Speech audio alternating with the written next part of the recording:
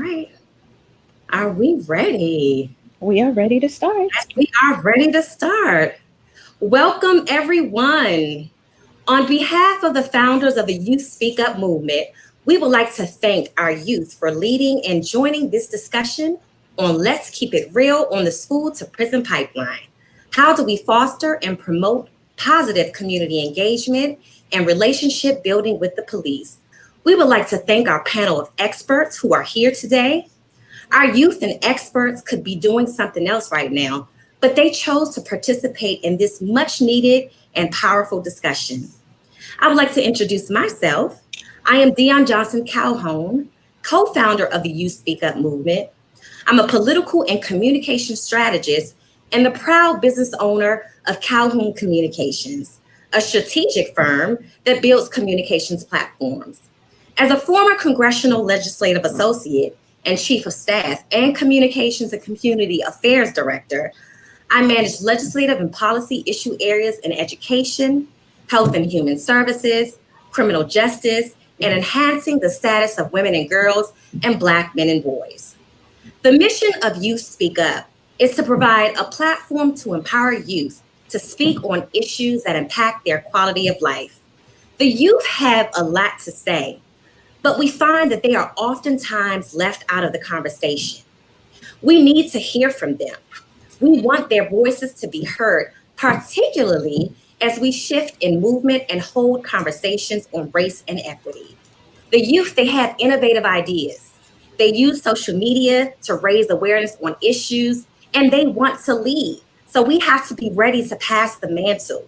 We have to let them lead and provide the guidance and support for them. Now, this event is a follow up to the Youth Speak Up inaugural youth led discussion and peaceful march to stand in solidarity of the Black Lives Matter movement. We started with the youth led discussion at Freedom Plaza and ended with the march at Black Lives Matter Plaza. Families from all over the nation, including Columbus, Ohio, Connecticut, New York, New Jersey, Atlanta, and Pittsburgh, came to DC to show their support. Finally, I would like to introduce my co-founder of the Youth Speak Up movement, Dr. Baindu Bayan, who will go over our objectives for today. Dr. Bayan is a health scientist from Indianapolis, Indiana, and she coins herself as a STEM entrepreneur. She is sharing her STEM career journey as an innovator in technology by driving the culture forward. She's inspiring young girls through her innovative platform, and she's helping our youth solve problems through life science. Ladies and gentlemen, let's welcome Dr. Baindu Bayan. Good evening, everyone. Welcome and thank you, Dion. As Dion mentioned, I'm Dr. Baindu Bayan, co-founder of the Youth Speak Up movement. Tonight's event, Policing in Our Schools, is an issue that's very close to my heart. I think as many of us on the town hall today, issues that have been raised recently have resonated with most of us. I am an aunt of 10 and an individual that interacts with youth often because of my mentoring in the community. We are focused on the ways our children interact with law enforcement as students tonight. The purpose of Youth Speak Up as a whole is to provide a platform for our youth to express themselves, and tonight they will do just that with access to our panel of experts. Our impressive youth speakers will be asked questions by our moderator and later may have questions for our expert panelists. Tonight is all about creating a space for dialogue about this topic that we are sure has been on the minds of the majority of us, especially this year. We encourage students and adults alike at the town hall to ask questions and leave comments in the chat to keep this town hall dynamic and interactive. Now, I'd like to introduce Tiana Adams, a doctoral candidate at Howard University School of Education and co founder of the Youth Speak Up movement. Tiana? Thank you, Baindu. Thank you, Dion. Again, welcome everyone, and thank you for joining us this evening. Again, my name is Tiana Adams, co founder of Youth Speak Up. I am a special education administrator in a Washington, D.C. high school, and I'm a doctoral student at Howard University in educational leadership, supervision, and policy studies. The goal of today's virtual town hall is, of course, to have the important conversation, but we will provide a written summary along with specific suggestions provided by the panelists that will be mailed to the Congress, local leaders, and for newspaper editorials within the coming weeks.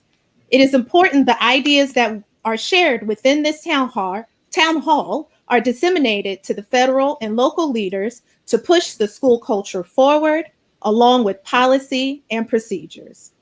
To get the conversation started, it is my pleasure to introduce our host, Crystal Glass. Crystal Glass is a lifestyle host known for hosting discussions that move the culture forward. To date, Crystal Glass has moderated over 200 panel discussions on topics including race relations, politics, love and relationships, social justice, and much more. Although she's a socialite who's often in front of the camera, she lives by the motto, shine, even when no one is looking. Connect with her on Instagram at crystalglass_the host. Without further ado, Crystal Glass. So much for the beautiful introduction. And most importantly, thank you to each of you for leading this very important cause, this very important issue. I've seen you all lead the youth through peaceful protests during the Black Lives Matter movement. I've seen it, on your Instagram page, Youth Speak Up One. I've also seen you all create conversations where the youth can actually dialogue and share their perspective on meaningful topics. So I'm super excited to be here. I'm really looking forward to engaging the youth. That's a conversation that I think we need to have more, is dialogue with the youth. And I'm also honored to speak with some of our local leaders on this issue as it relates to policing in our schools and the school to prison pipeline, which is a very real issue at hand. So with that, again, thank you all to each of the founders of Youth Speak Up. And I am honored to kick off this conversation. And so as you all know, there are 3 panels this evening. And the first one is one of the most important because it's with the youth. And I really want to just bring in, I think we're going to have about 4. So if I could see them on screen, yay, here they are. Wonderful. Okay, great. So just a brief introduction. We are chatting tonight with Madison Poole. She is 11 years old in the 6th grade. And Madison, will you give us a wave? Will you wave at everyone? That's Madison, everyone. Lovely. Next up, we have Mo Bayan, who is 18 and a 12th grader. Mo, can you give us a wave? Awesome. Good to have you. Very next, we have Charles Johnson, 14 years old and a 9th grader. Charles, can you give us a wave? Excellent. Russell Moore is also with us. He's a 21-year-old junior. It's really important to have that older collegiate perspective. Can you also give us a wave? And last but not least, we have Jeffrey West Jr. And Jeffrey, what grade are you in and how old are you? I'm 13 years old. And Okay. I'm going to the 9th grade. 9th grade. McKinley Tech. Oh, awesome. What a good age to be going to high school. I know the times are interesting right now, but it's so important that you all feel comfortable this evening, and that you all just really share with us, how you feel on this issue about police being present in your school. Can everyone hear me okay? Is there an echo? I think I heard. Okay. Awesome. Thank you for the thumbs up. Yes, I love the energy. This is what I'm talking about. Like the youth is really something special about you all. And as we think about the future, you are truly our future doctors, our future engineers. we really rely on you. So again, thank you for being here. So let's chat about police being in school. I will start with the young lady first, Madison. So talk to us about if you've ever come in contact with police in school. Well, I have come into contact with one police in my school. It was for career day, Okay, and how was that? and it was good. He taught us a lot about how they interact with the community and what they do if a situation happens. And I got a good feeling from it because I just thought everybody needs to learn about different careers. Say if you want to be a doctor, and it's nice to know about police. It's nice to know about I don't know, dentists. Like, it's nice to know about different careers. So if you have a choice, like say if you want to be a doctor when you're in the 5th grade, but then you think about it, maybe I want to be a police officer in the 7th grade, you know? So it gives you a little bit to know about what you have to do being a police officer or what you have to do being a dentist. That is great, Madison. You have a bright future ahead of you, okay? I can see Thank it you. already. My pleasure. So let me ask you, are you familiar with what happened to George Floyd? Yes, I am. Okay. I learned a lot about it. It was kind of upsetting Yeah. to know that our community, the Black community, had to lose a life. Even if I didn't know him, maybe you didn't know him, we still knew him as a family because he was in our community. Tell your parents I said thank you. Tell your parents that I said thank you for raising a beautiful young woman. And you're absolutely right that Thank you. You're welcome. Losing someone from our community, it's almost as if losing someone from our family. So it's really interesting to hear you articulate it in that way. And so lastly, Madison, how did that shape your view of police? Did that change anything when you found out about what happened to George Floyd? It did. Like when I see a police maybe drive on the highway, it scares me because I'm like, I feel like someone might lose their life today. I feel like someone might lose their life tomorrow. Someone might lose their life next week. And it's just upsetting how everybody goes, but you should not have to go in that type of way. And it did shape my view of how I look at police because of it's just so upsetting that he had to go like that. He didn't go from being too old. He didn't go from being sick. He went from being hurt, being injured, not breathing. He needed help. He was asking for help. It's upsetting that you have to hear a grown man cry for his mother. He was asking to get up off his neck. He was on his neck for a long time, and it's just so upsetting. Thank you, Madison. Thank you for sharing that. It's so important to hear how you are digesting what's happening in the world. It's really important. I think sometimes people think the youth aren't really tuned in and people think the youth aren't impacted. So it's so refreshing to hear how this is impacting you all and how you view it.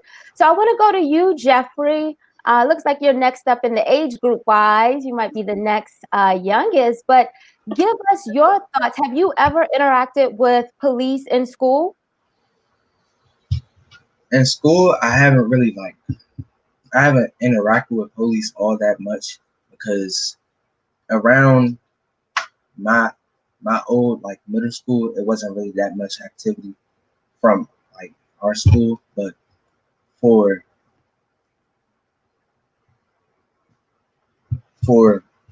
police upholders of the law, basically we should feel safe around them because they uphold the law. We should feel safe about going to them, about talking to them about the community and stuff. But we don't because we see the news today. We see the news and it's all these killings, you see Breonna Taylor, you see George Floyd, you see we're still begging for justice for it. It should already be justice. It should be there should already be actions, like action. Mm-hmm. I'm sorry. No, yeah, I appreciate the emotion. Definitely, this is a safe space. Every time I should go around a police car or uh, uh, a policeman or a policewoman, I shouldn't feel threatened to talk to them or to just be around in their presence because, like I just said, they're upholders of the law. It's unacceptable for us to be afraid of them, and That's for right. and for them to just be so. Absolutely. And lastly, for you, what do you think will change that feeling for you? What will make you feel more safe around the police? Is it, is it just white police officers that maybe cause some tension? Is it across the board, any ethnicity? Talk to us about what do you think will make you feel safe?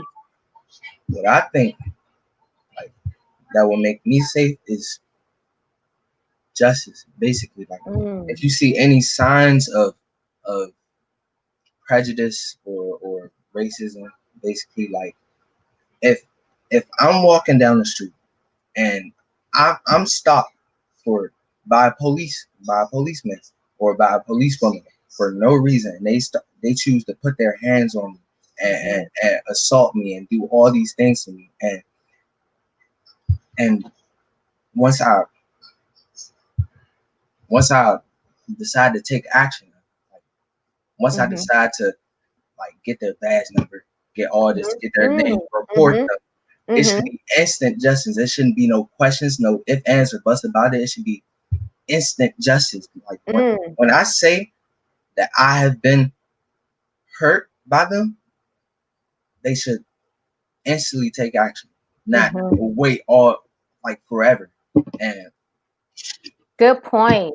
Excellent point. I hear you. Like you are absolutely right. The moment you say you are in pain or you can't breathe, that should be the moment where they release you, to an extent to where you are able to live. So I appreciate you sharing that perspective. Charles, what about you? Have you interacted with any police in school?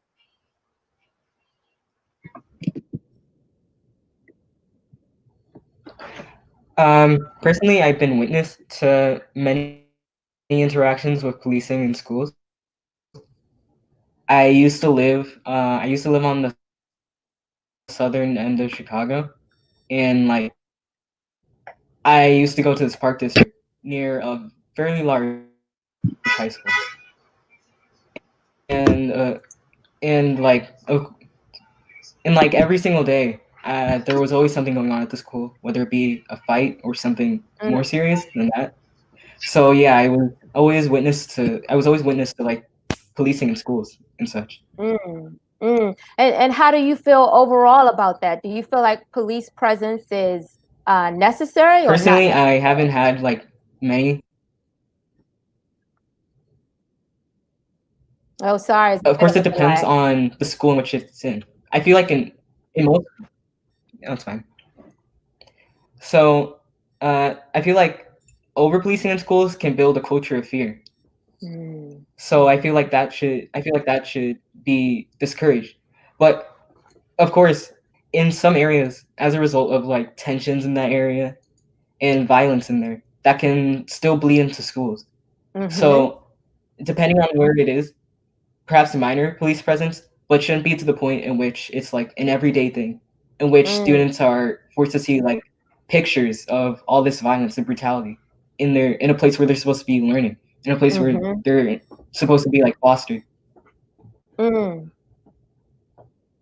Excellent points. Just to echo that, you are absolutely right that, in your place of learning, you shouldn't have to encounter fear, fear of police. And so it's great that you mentioned that, because as the founders of Youth Speak Up, as they're looking to inform policy, they're really looking to understand how the youth perceive and how they feel about police being present in their schools. So that's a key point that they can take to Congress, is that in a learning experience, it could be difficult to learn when you're in fear. So I'm very glad you mentioned that. And so Russell, bring us to the collegiate level. Talk to us about being on campus and your thoughts about police presence. How do you feel about police presence on campus? Well, first off, with police, I actually never had any kind of encounters. I actually never met a single police officer actually on my campus. I'm at my campus, the one I was originally at, it's pretty small, so we had maybe about 2 or 3 different police officers there, but mostly like they're here for like, if kids are like coming in with cars, if they're speeding, just kind of stop them there. But there's also aids to where there's actually buttons around the parking lots, and if students ever feel like they're in any form of danger at all, they can push this button and a police officer will come and aid them in any form or fashion. Like there was an example of this girl who she had a later class and she pushed this button and the officer came to aid her, and he was like, I just simply want someone to walk me to my car.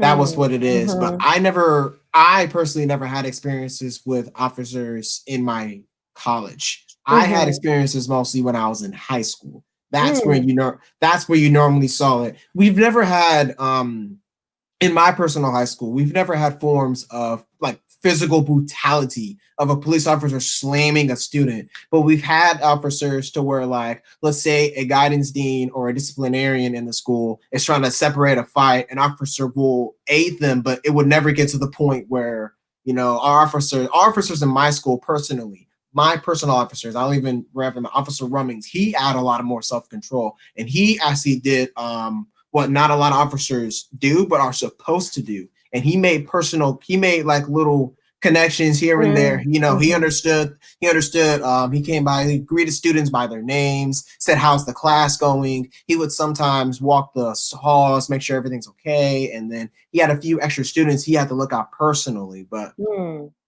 personally, I've never dealt or seen any kind of brutality in my schools. But when you hear about it all over the news, it puts that little bit of fear. It's like, our officer we have here is pretty big guy, so it's like I could get slammed instantly. It's like now I have to hesitate around him, but he was a very good officer and he did his job very well. So it's one of many. It's one of many, because there's always that 1 or 2 bad officers, because we really don't have bad police. It's just those 1 or 2 that send the whole roller coaster going downhill. Yeah, and you see it on repeat, and it's like, oh, I just saw this from so-and-so in South Carolina. Oh, I saw the same thing happen in Florida. I had the same thing happen in Kansas. And it's like, it's just an endless cycle of, I feel like it's almost like propaganda. You only see one side. You only see one side of the coin. That's right. You don't see both ends. And it's the police officers' fault, who of course go to that extent, but it's also news media for not even showcasing officers that are actually doing good in the community. So it goes both ways. Yeah, I want to get your thoughts more on this side of the propaganda piece. You talked about how you've had pretty positive interactions with police in high school, and you've noticed even in college that the reaction is pretty positive. But then, like you said, you look out in the world and the imagery you are shown is very aggressive. It's very focused on, police brutality. So with that, has that created a healthy fear? And do you think some of that fear could be reduced by not watching a lot of the pieces you would call propaganda? Most of it occurs where most of my interactions with my police is, like I said, have always been positive. And we actually, well, first off, I'll have to say I'm actually a part of many different youth groups around my city. So first off, one is the outlet that they actually go, and we have the annual celebration called Bridging the Gap. And what we do is we reach out to our local law enforcement, and we just have a barbecue. Nice. We have party floats and just ice cream, sodas, candy, prizes, and we just do as much fun as physically possible. And then the police come by and they bring their squad cars, they bring the helicopters, they bring the canines, they bring anything, not just for protection, but to show kids how it is to be an actual officer, what it means to actually be an officer of the law. Someone asked, Jeffrey said, who was supposed to be the upbringers of the law, who was supposed to enforce law. They're not the ones who make it. So they're not the ones who they will actually show kids, you know, how to properly take care of themselves, how to interact with police officers the correct way, not to be afraid, but to also keep yourself on guard, because you know this person is also human as well. That's right.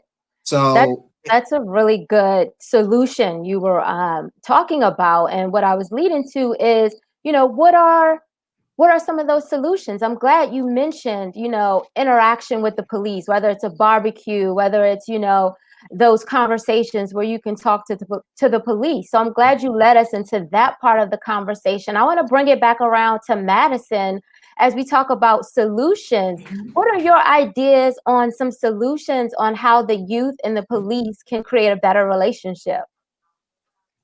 Well, maybe here's a solution I have as a kid. So, you know, me as a kid, I like coloring, I like dancing, I like jump roping, I like sports, I like stuff like that. So I'm thinking maybe we can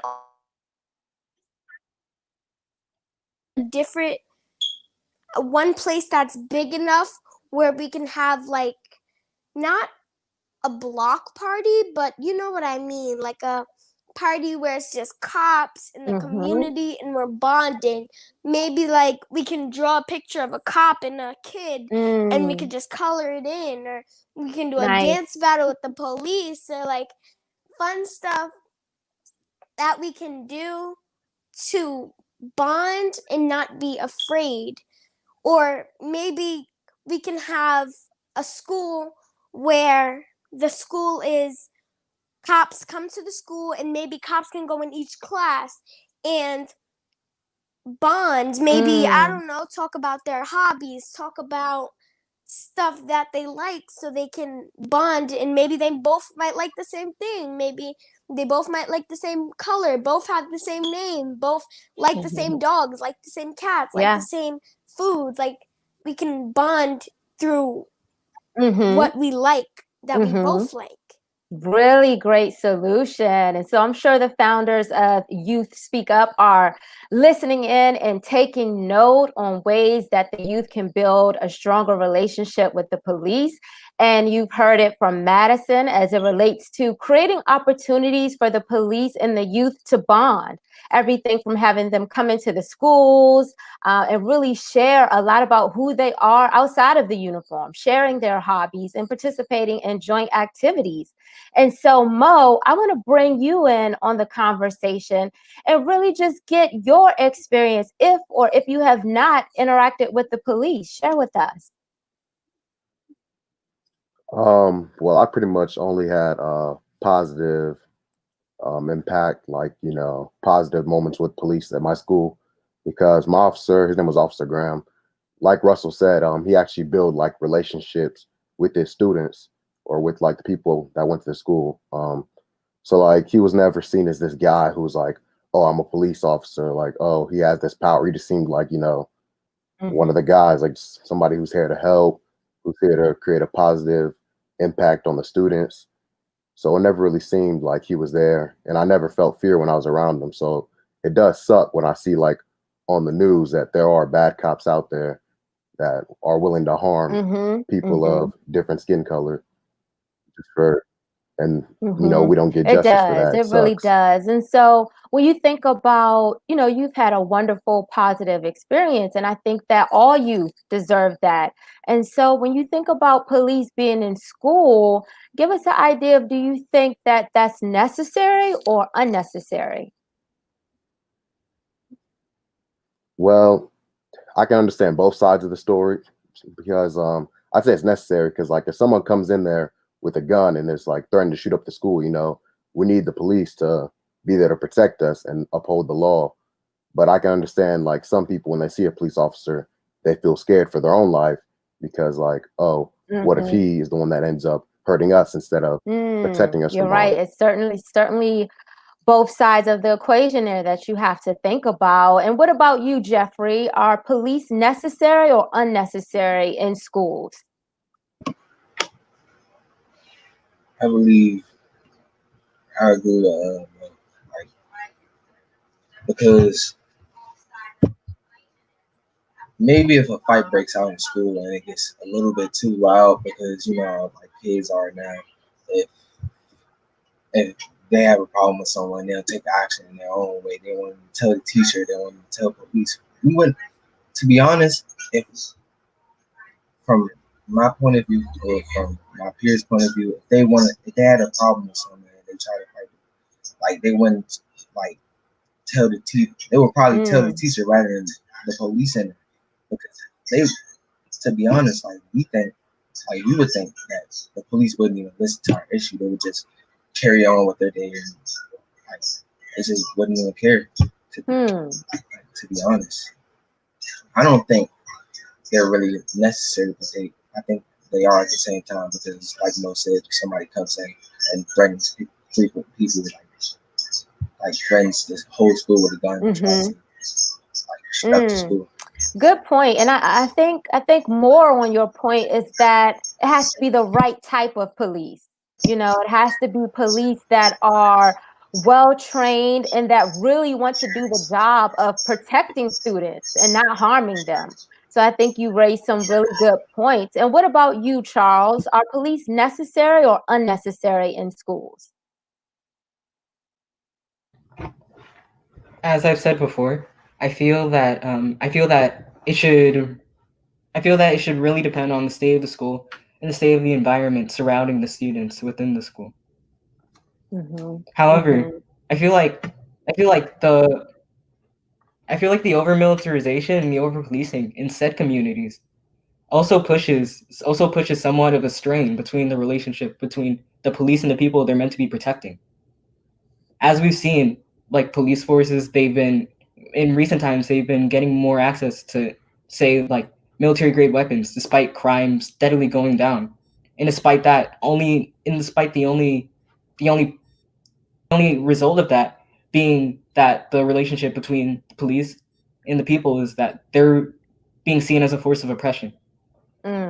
So I feel like to address that, first we have to stop that to somehow remedy the view of which they're seen in our society and in some of these communities where they're likely going to be.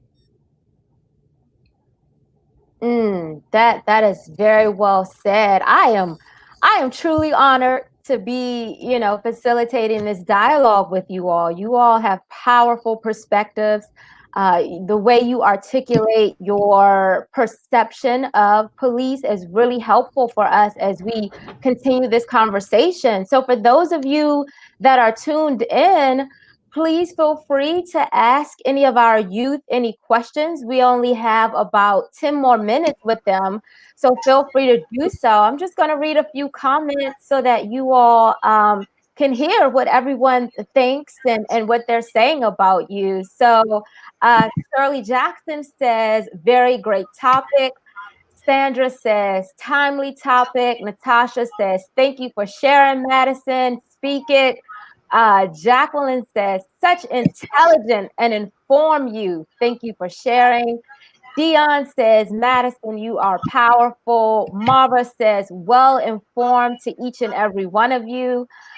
George says, major to hear from the heart of our babies. You all are still actually our babies, regardless of, how old you are. You too, Russell, even at the collegiate level. We see you all as, products of our own. Dion says, this is so powerful. Natasha jumps in and says, justice without delay. We have Le Devon says, good job, Jeffrey. Sandra says, they are our future, support our youth. Binti says, this is great. Let's see here. Couple more comments. Masa says, you all are amazing. Joy says, such a great conversation. So well. And lastly here. Oh, it looks like Shirley said, we had a friendly officer in our school. My children had McGruff in Indianapolis. So that's another positive interaction with a police officer in the school. And so with that, if you all have any questions in the final few minutes here with the youth, feel free to add your comment. We are certainly looking forward to hearing from you all who are live. And thank you all so much for chiming in with the positive comments. And so let's talk about, if you could talk directly to a police officer. I want you all to imagine. I'm going to paint the picture for you all. We are in the middle of a Black Lives Matter protest. There are both angry protesters, but also angry policemen. And so if you all had the opportunity in the middle of a protest to talk to a police officer, what would you say? And I think I'll start with you, Russell. Give us your ideas on what you would say in the middle of a protest to a police officer. Well, actually, it's actually kind of funny because I just got done talking to the chief of police here in my city, actually. Chief Kenny Winslow was his name, and he is an amazing advocate for setting an example of what policing is supposed to be in our community. And the question that I asked him was, with both law enforcement in the community, members agreeing to they do not want bad police officers. So what are your thoughts and ideas on changing bindings of arbitration for terminating officers? What he explained to me was, as the public, we don't see the full picture from behind the scenes. So an officer can make trouble in one state, get fired, but then go many states away and get rehired by another department because the state of arbitration says, oh, this was an incident that happened, so many years ago. I feel like they've learned their lesson and they can get back on the hook on being a police officer. And it's like, we want people to protect us. We want you to stand on your word and show integrity on the vows that you committed and you said in the academy. And I've actually had experience because, like I said, I've been a part of many youth groups, and I was actually in the American Youth Police Academy in 2015. It was a little trial run that these youth would come for 2 weeks, and they would actually go through the process of what it takes to be a police officer. And this was something that my mentor sponsored me to do. And when you see the officers train, when you see them work hard and you see them take the vow, these are people that are just, 17, 18, 19-year-olds, or even some 20-year-olds. And they have the heart and joy to, serve and protect people. But another question I asked the chief was, if there's one thing you could add on to the use of force policies, what would it be? And he said two things. And one person actually said another thing. He said, I would add a specific training involving the handling of youth, because officers mistaken, and they use the same policies and the use of force on adults. Now, mind you, an adult is 2-3 times bigger than a student. So you have an officer. The average officer can weigh around 150 to 200 pounds or more. An example of George Floyd, that was not a small officer. Right. He was that was a big man on a neck, and he was on the neck for 9 minutes. Yeah. That is a vital spot for you to be without air. And it takes 2 minutes of oxygen for your brain to go numb you lose conscience. So for him to be on his neck for 9 minutes. That's right. It was really clear the intention behind that. And so in these final couple minutes, I want to get everyone in. We only have about 4 minutes. So think about your comments. Try to keep them brief if we can. Talk to us again, this question around, if you could talk to a police, what would you say? And specifically, imagine again that we're in this environment of a protest. What would you say to a police officer? And I'm going to bring it over to Mo. Give us your thoughts. What would you say to a police officer? Well, I'd ask, do you believe that police have a positive or negative impact on society? Because at first thought, you're willing to say like, oh yeah, the police, they uphold the law, but with the media going around of how they portray police, how they can be extremely discriminative towards African Americans. So you have that mindset that they're out to get us. So it's like, so it feels like, you know, there's that negative impact when they're supposed to be, you know, upholding the law. Excellent question. And what about you, Jeffrey? What would you say to a police? I wanted to build on what Mo said. I shouldn't have to think that police are like out there to get us, because I shouldn't have to be told watch out or be careful around police, or it shouldn't like I shouldn't have to be reminded that police have arrests to carry out. Like, they have to arrest people. So what would you say if you could say anything to a police? You know, what would you say?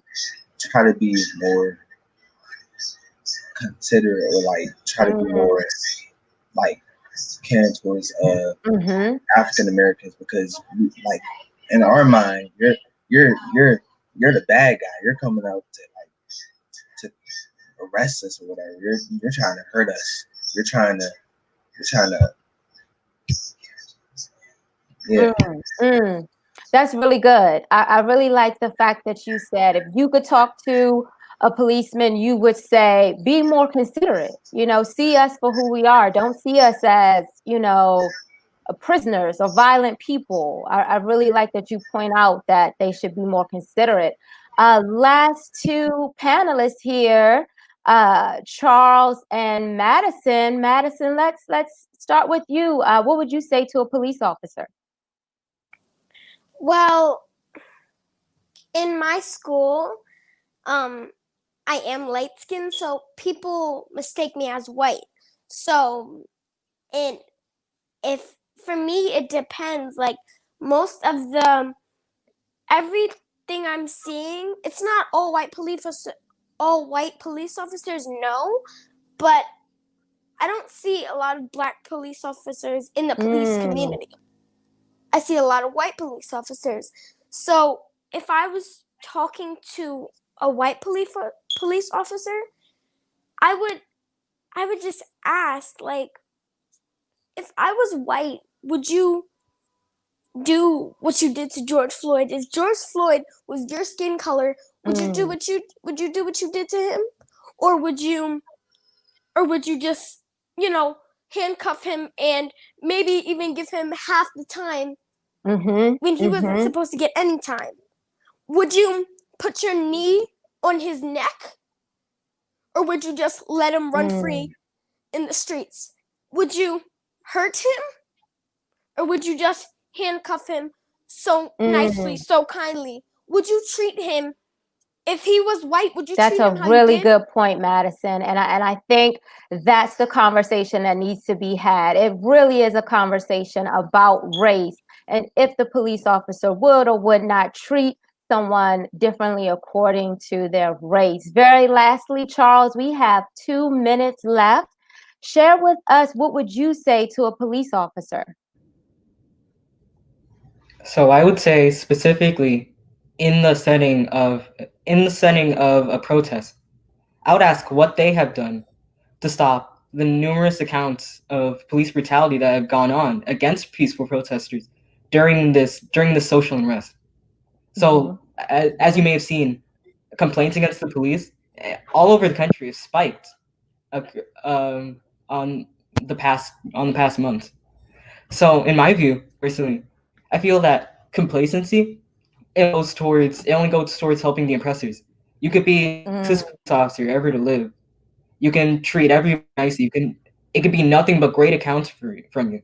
But as long as you stay complacent towards the actual oppressors and towards the people who do what Derek Chauvin did and such, I feel as if you're nearly as bad as them, as you're simply staying complacent to them, and that only aids the oppressor. That doesn't aid the people who are actually being affected by this.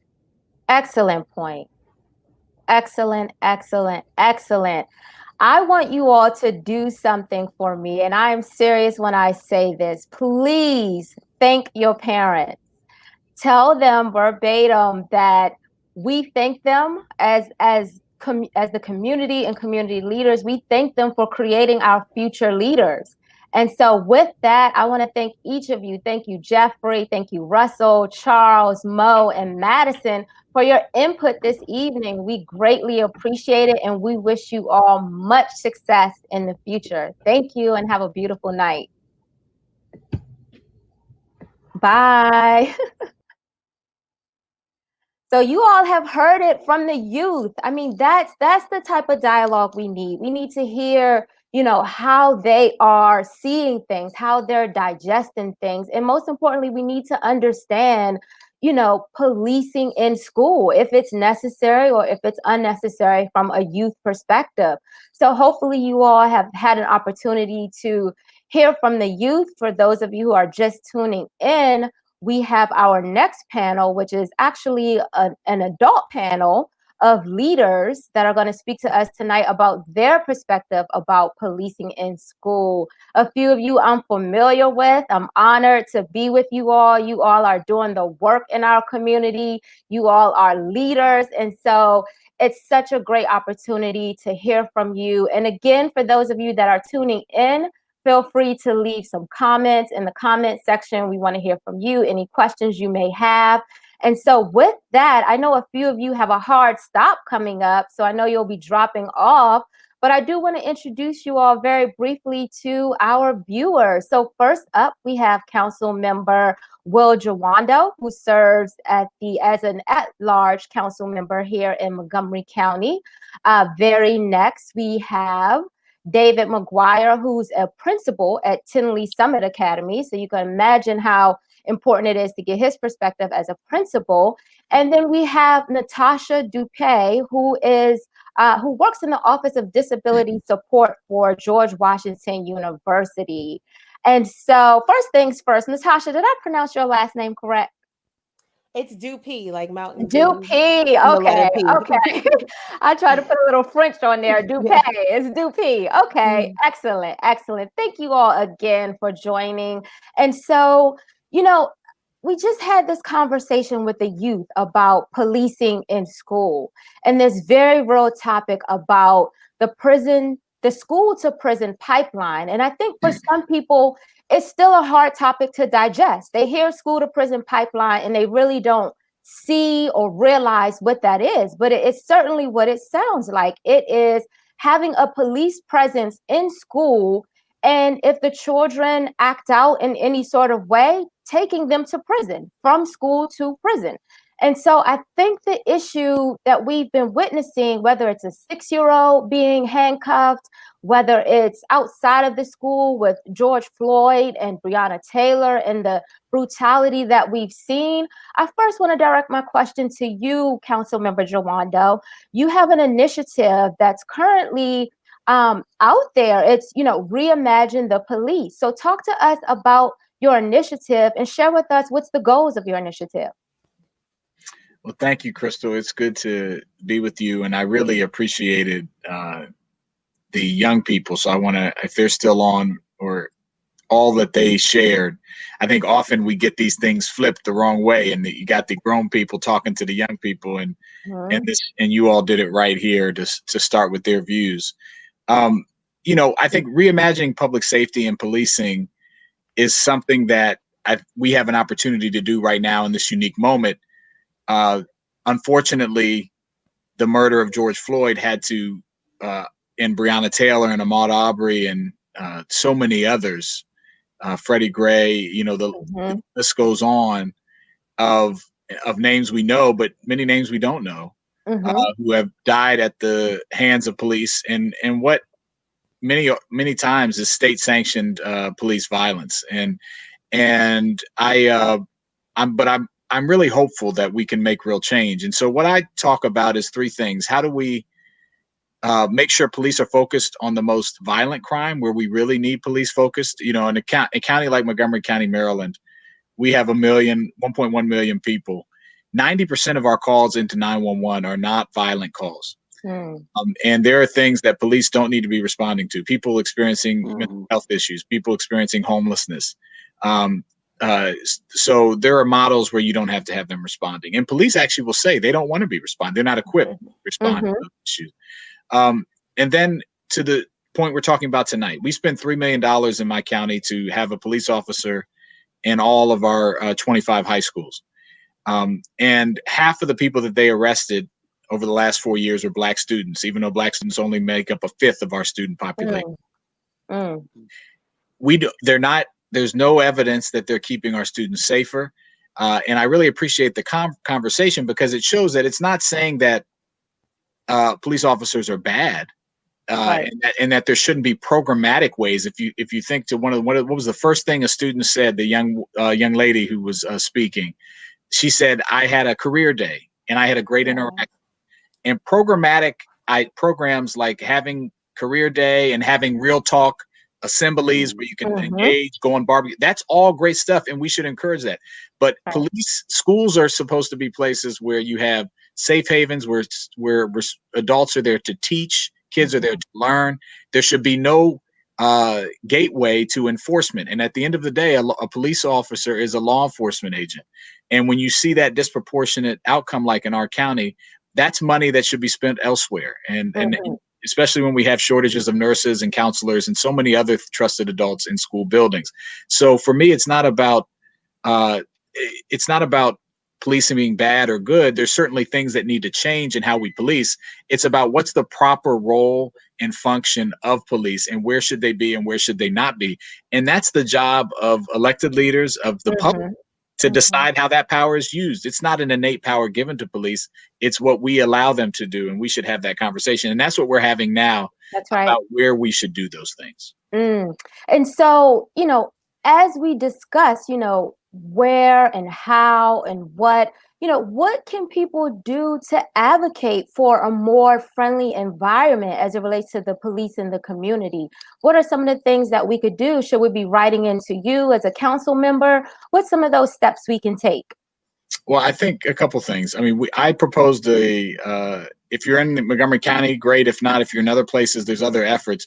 I proposed an amendment to our budget a few weeks ago that we would remove and eliminate this school resource officer program and take that $3 million and put it into closing our nurse to student ratio, our counselor student ratio, things that we need to do. It failed 5-4. We have a 9-member council, so we're going to bring that back. And so I think if you're in Montgomery County, Maryland, writing into the council saying that you're supportive of that will be helpful. I think if the larger police department issues, we need to have a real conversation about disparate data. If a police department can't answer, like the case in Montgomery County and many other jurisdictions, why in 2018, 50% of the people arrested in the county and 55% of the people who had force used against them in an interaction were Black, even though they represent 19% of the population? If you don't know the answers to that question, then you're not policing properly. And so I think those are questions that we need to ask as a public.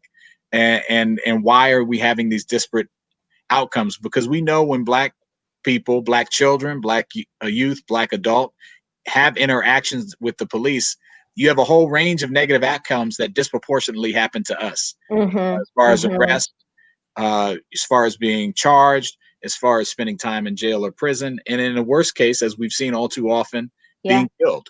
And so we need to limit those interactions and make sure that when they do happen, they're from highly trained, non-biased interactions.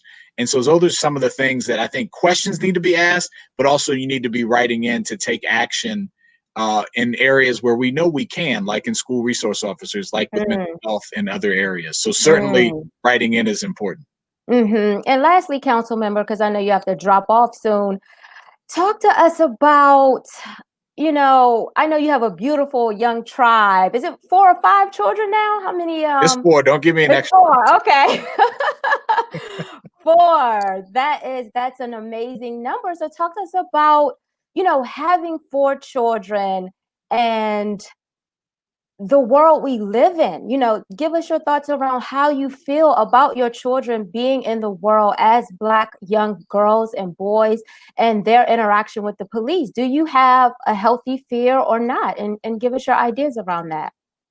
was before I had children. I wrote a article years ago for the I think in BET, about why I was scared to have children because of interactions with law enforcement. And this was around the time when Tamir Rice was killed.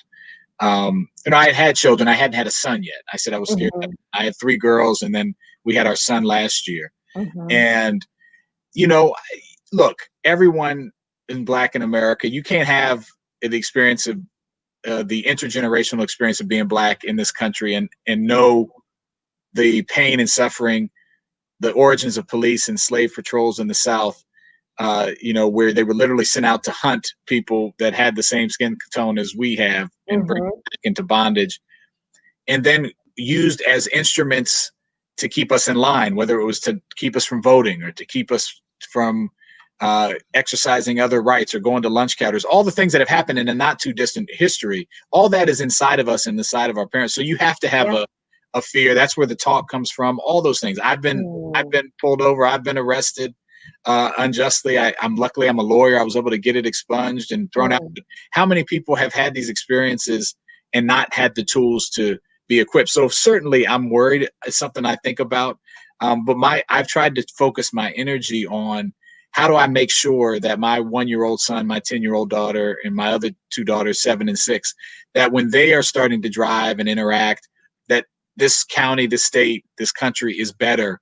We have a better police force. We have a more right-sized police force, more highly trained, with more transparency, more accountability, with a different set of priorities, not just focused on arrests and tickets, but focused on positive interactions. How many people have you helped? How many situations have you de-escalated? We need to track and reward those things just as much as we look at arrests and tickets. And so so many things need to change. Who do we hire? What are their mental health history? How do we track when they've had bad interactions in the past? So many things need to change in the system. When do they not need to respond at all? So my focus has really been on this reimagining, so that when my son, 15 years from now is trying to drive, and my daughter's 5 years from now trying to drive and go out there, that it's a safer place for them. And so that's what I try to focus on, because I think we can get there. This moment has afforded us the opportunity to have some dramatic change. People, for the first time, when they saw George Floyd being murdered, many people woke up for the first time and said something's really wrong, that didn't experience or know about it before, many of our white brothers and sisters. And so hopefully we can make that change, and in his memory and in so many others' memory, and for our children and those come after us, we can really effectuate some reimagining of this system. Excellent perspective, council member. And if I don't get to say goodbye before you jump off, tell your wife, Michelle, I said hello. And thank you for being an inspiration to Black women in the communication space. So relay that to Michelle, if you will. Thank you. Wonderful. And so, David, as a principal, I really want to get your real perspective on police being in schools, because the reality is, it's great to say, we don't need police in schools. This increases a violent interaction between police and the students. But, as someone who is an after-school facilitator for Anacostia High School, where there was a fight maybe 3 times a day, at some point, it is healthy to have police presence. So I want to get your real thoughts on whether or not, as you preside over the school as a principal, do you feel like police are necessary or unnecessary? So we don't have any police in our school. We're in elementary. But when you think about police in school, part of the issue is there's police in school and not counselors and social workers, right? So school districts spending all this money to put resource officers in high schools, particularly where you might have issues with fights and different things like that. But then they don't put the same money into training teachers better to de-escalate situations, training counselors, getting social workers, getting some of those other pieces as well within the schools, right? But they push all this money into police officers, especially in the communities where students who naturally have a bad interaction with police. Now you put one in the school where they also might walk through a metal detector, and now what you've done is you criminalize them before they even stepped in the classroom and got a book in front of them. And so I think if schools need resource officers, I'm not here to tell any other principal what to do or how to run their school or district like that. I'm just going to say for my schools and schools we worked in, we haven't had resource officers. And, you know, I work in a school, in a neighborhood, in a community that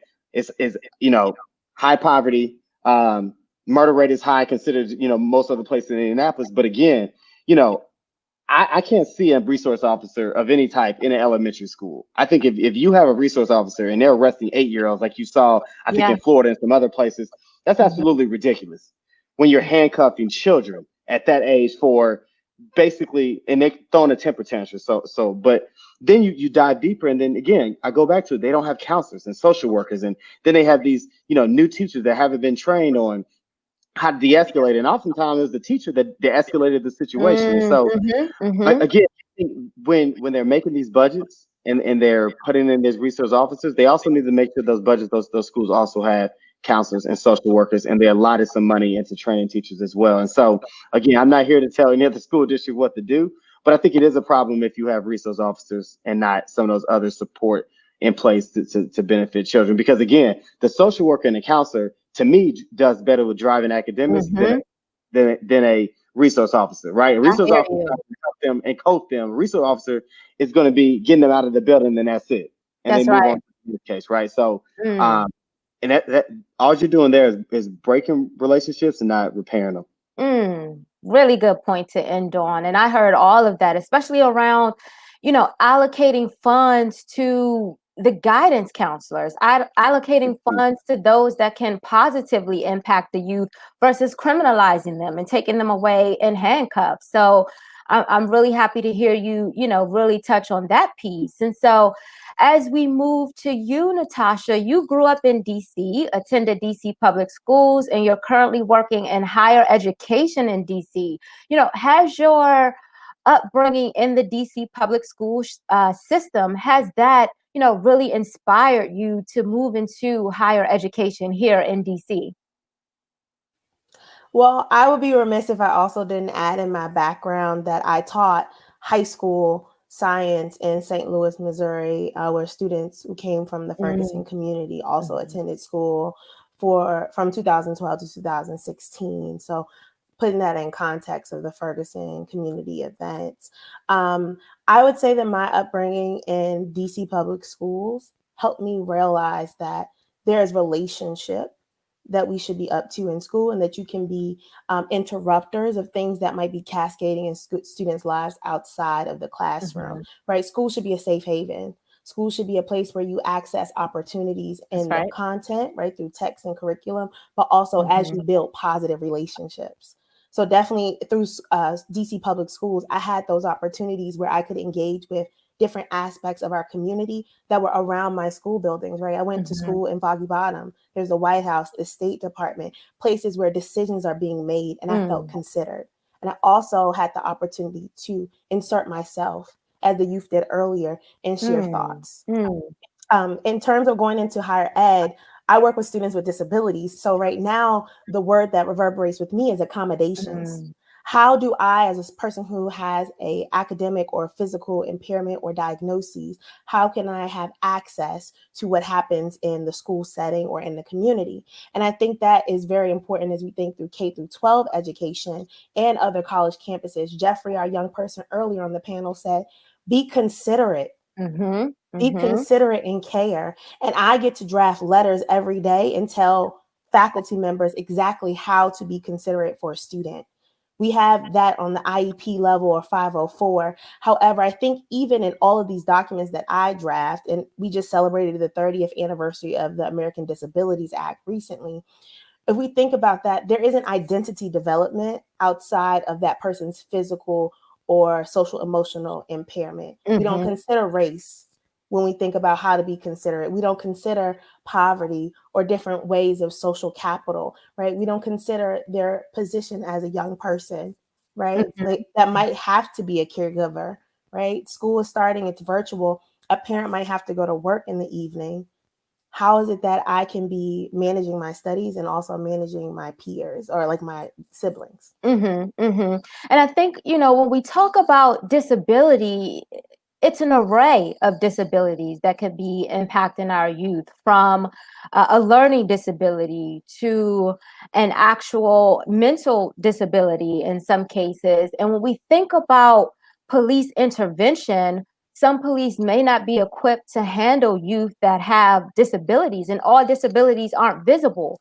And so in your experience, working with individuals who are disabled, would you advise that be an environment where police are present? I think, again, if we reimagine what police could be up to, right, we have to condition ourselves to look at the context of which type of police, right? Are these university officers that are relegated to a 10-block area, right, where you have a higher frequency of seeing the same person multiple times throughout your career or throughout their trajectory on campus?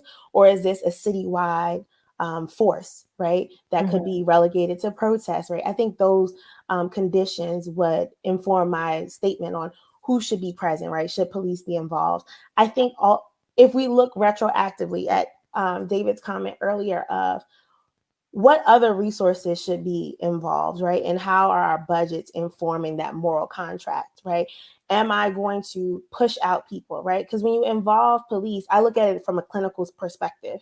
The clinical perspective says I'm being retroactive. I'm treating a symptom possibly, right? I'm getting you in and out. This is an urgent care. That's how I see many times the police being employed. And we need urgent care, right? That's not debatable. And there are circumstances where maybe you need to have follow-up with the primary care physician. Maybe we need to do some triaging. We got to figure out what is actually going on before we act. And I think that those levels of analysis need to occur. Just like Councilmember Jawanda said, we need to figure out, should there be a response? So I don't think that I'm saying there's a zero-sum game, act, don't act. It's more of, when we think about acting, what has gone into informing our presence there, what has gone into like thinking, what's the outcome? Am I having a positive impact? Very well. David, when we think about, the very real life stories that we've seen where sixth graders are bringing guns to school, I want to paint the picture that, let's say this was your school and one of your elementary students, you discovered that they had a gun. Walk us through what that would look like. Yeah, so I think, first we shut down the building for a safety issue. So, you go to one of your code reds or code blues where teachers shut and lock their door, obviously remove the student. We will call what is our network director of security. And who basically, is there for the network, which is all three of our schools. And then he hires officers to help with traffic duty. Again, that's the only time you see officers on campus. We'll call him over, immediately call the scholar's parent, get to the bottom, investigate it. The scholar will leave with their parent, will not be handcuffed or arrested, but obviously will be expelled from school, and there's that piece. But even with the expulsion from school, right, we still make sure that we're providing some services of education. And also if there's needed for some therapy or some counseling, again, there's a reason why the child brought the gun to school. One reason, either A, they felt they needed their protection, kids were bullying them or whatever, or B, right, curiosity, right? Somebody had it in the household, didn't know what it was. Like, there's all these circumstances that need to get to the bottom of, regardless of the reason. And I think that's where the energy should be put, instead of handcuffing an 11-year-old or a 12-year-old and sending them to juvenile to sit with children that are in there for a reason, right? Only just to be picked up for an hour. So you're going to sit a kid and arrest them and send them in a juvenile for an hour? Like, what are you really doing there? Instead of spending that hour talking with the family and talking with the student and getting to the bottom of why they brought the gun to school, how they even got the gun in their possession and things like that, right? Because if they didn't bring it for safety and they just brought it up there for the purpose of, because of their curiosity, then we need to talk with the household about properly securing their guns and things like that, right? And that should be the conversation. And that's how we should use our time, instead of, transporting the kids to juvenile services. So that's how we would handle it at our school. I know, again, different schools and school districts, whether it's cities or state, vary, but in our school, that's how we would handle it. It sounds like both of you would handle things in a very holistic approach, really looking at the student and determining what those underlying issues are that may have caused the student to act out, going at it that angle before involving police. Because as we know, that can escalate things and it can turn out either positively or negatively. So as we think about shaping policy, and as we really speak to the founders who are also listening in, the founders of Youth Speak Up, what's something that you want to share with the founders on one of the things they could be advocating for? Would you suggest that they advocate for police across the board not to be in schools? Would you suggest they advocate for more guidance counselors? Just give us an idea of what you would like to see the founders of Youth Speak Up advocate for. I can jump in here. I would advocate for a philosophy to be guiding the work that is done, right? So we can have lots of policy shifts, but what is the backbone or the guiding light? Some folks go to the Constitution, right? Or whatever the jurisdiction's contract is, what their budget is looking like. I looked at the Nonviolence 365 curriculum from the King Center in Atlanta. They trained our students after the killing of Michael Brown. And one of the first tenets of that principle is to say that nonviolence is a way of life for courageous people. And to think about what if our philosophy is not taking the easy way out, but doing the just thing, so that we don't have to look at responding to a murder, responding to a community event, but more of saying like, we were proactive, we were disruptive of like the barriers that usually cause trauma. We were considerate and kind, right? To look at there are ways to move community ills that don't involve violence. How do we look at moving the issues that surround unemployment, right? That could lead to lots of other traumas in our community. Maybe we need to connect the Department of Employee Services with schools or with parents, looking at schools as hubs beyond for servicing students. Like what happens when they become adults? And there are agencies having those conversations. However, the police are put as the conduit for the change, right? Like you can interact with our system and we'll put you in the reentry program, right? And then steward you as an adult. But how do we steward adults that don't have interactions with the criminal justice system? I think I would say advocate for like, what would law enforcement look like if the philosophy was that violence wasn't our first resort? And before you answer, David, for those of you that are tuned in, please do send any questions or comment in the comment section. We want to hear from you. You could also just let us know your general thoughts around, are police necessary in the school system? We can start there and hear from you all. That way we can make this more of an inclusive dialogue. We love to hear from you. Leave your comments in the comment section. Also, you can stay connected with Youth Speak Up by going to their Instagram page, which is Youth Speak Up 1. That's the number 1. And you can learn more there. And so, David, as we think about things that we should be advocating for, what should we share with the founders of Youth Speak Up? What are some ideas you have around what we should be advocating for?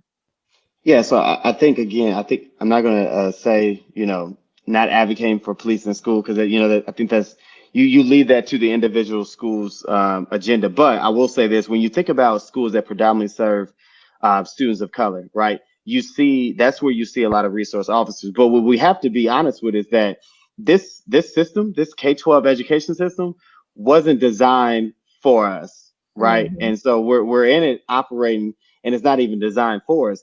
But when I speak to the founders, what I would advocate for is that they got to get schools and school leaders and teachers to understand that the school has an obligation to a community, right? When you think about the thrival of the Black community, it was the teachers and the educators who were the stalwarts and the pillar, and the school was that beacon of hope, right? We have a school in Indianapolis called Crispus Attucks.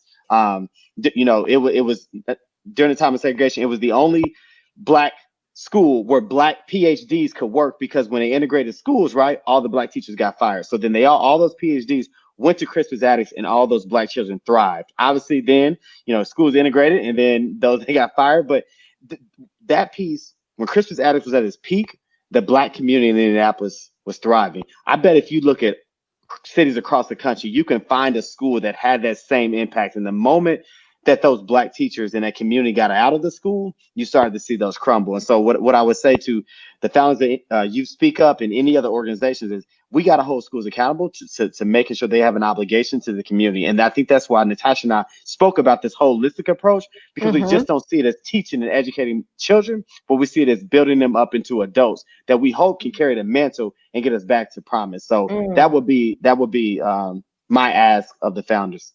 Great.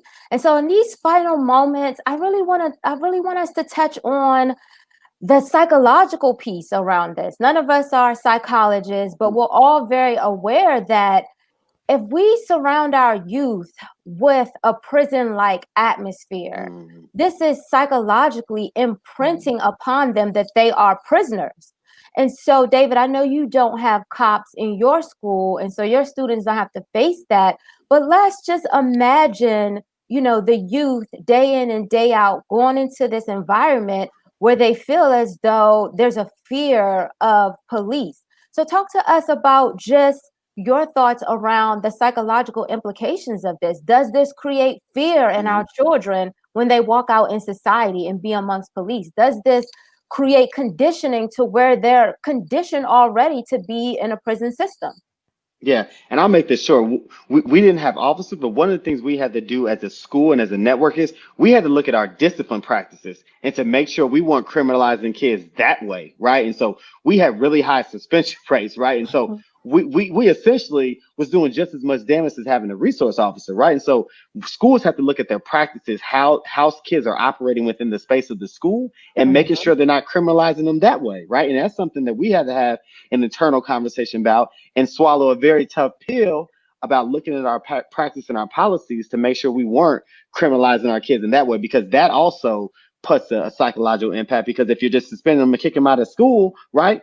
Well, heck, why would they want to come to school anyway? Because if they breathe wrong or look the wrong direction, right, they're going to be sent out. And that's no different than being escorted by the police officer. We're kicking them out of school without handcuffs. And so that's another way I think schools have to be careful with it. Just because you don't have resource officers, you can still criminalize kids with your practices. That's real. That is absolutely real. Perspective appreciated. What about you, Natasha? I would say that the sentiment most often understood with my students was numbness. I don't know if it was particularly fear. It was the fight or flight response, right? Either, I'm not as sensitive to the person's presence, right? Because I think we had 13 security officers and 3 school resource officers in a school building for about 1,000 students. Like talk about police presence. And then you have the administrator, right? So thinking about the folks who are, and we had National Guard too. I mean, we had lots of activity, right? Coming to our schoolhouse. And I think some of our students are like, I'm going to keep my head high and focused, right? They have that embedded in them that I cannot be moved. There's more for me to work on. And there's some who may not come with that level of, before I walk out the house, I have to be prepared, right?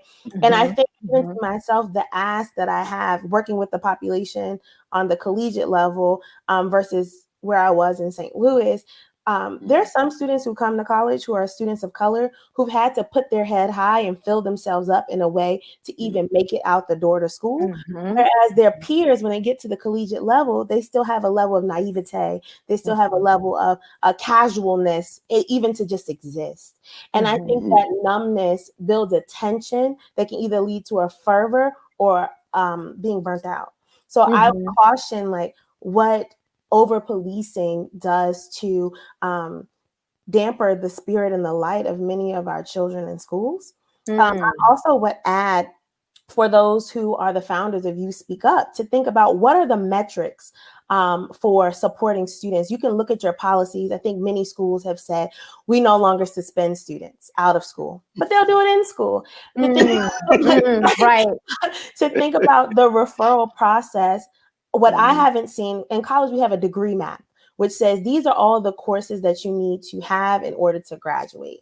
I think about if we had a referral, you would go to Student Judicial Services. There's also a map of these are the steps that you need to manage in order to clear yourself of this system. Usually with K through 12, it's like, here are your days, right? Here are the number of days. And maybe here's some homework that you need to manage. And I think if we shifted the approach to saying like, some of it's peer mediation, they may have sister circles or brotherhood chats, but I think that there should be even more intentional support for that student to dig deeper of like, it might not be a conversation, it may be a resource. Right? It may not be a conversation or a resource. It may be a renewing of the mind for the relationships that are in that school. Right? What is our philosophy? Again, if I'm just doing school, that was something we always talked about. Many students, particularly students who are in communities that have been disinvested, right? Like, am I just showing up to show up? So there's not a truancy officer again, right? What is the bait and switch, right? How do you reel me in versus like recognizing where I want to be and pushing me towards that path? Those are really thought-provoking questions around, you know, informing policy, around really understanding the dynamic between police and our community of youth within schools. So I'm really glad that you posed a lot of those questions. And so we are right at time, but I greatly want to thank you, Natasha and David, for the work you're doing. Natasha, you in higher education, right here making an impact in Washington, D.C. David, you presiding over an elementary school as a Black man, as a principal, is very noteworthy. And so I thank you all for being a part of this dialogue, but also for the work you're doing in the community. Yes. Thank you, you. Crystal. If I could Take insert care. one more question or one more reflection, I would ask for very briefly though. Yeah, very briefly. I would Okay. encourage the Youth Speak Up participants to consider running for office. Like there are certain ages. Russell, right? He's in college. What position could you assume in your community where you could be an advocate, a champion, a listener, and then enact those policies? Great way to bring us home, Natasha. Awesome. All right. Thank you both. Have a beautiful night. Okay, so for those of you all who are tuned in, we started off this conversation with the youth. We really were able to hear from them and how their interactions with police, but also their thoughts around police brutality in our society. And so after we heard from the youth, we were able to speak to local leaders in higher education, as well as leaders who are council members, and really understand what they think around policies as it relates to police presence within our schools. And so bringing you all to the third and final panel, it is my privilege to introduce you all to Zena Chapman, who is the Director of Student Services at Franklin Middle School, Laura Massimini, who is a Chief Operating Officer of the Massimini Group, and lastly, we have Joshua Rideau, who is a doctoral student at Howard University School of Education. And with you all, it's really going to be important to hear your thoughts around this dialogue as it relates to the school to prison pipeline and the importance of whether or not police are necessary or unnecessary within the school system.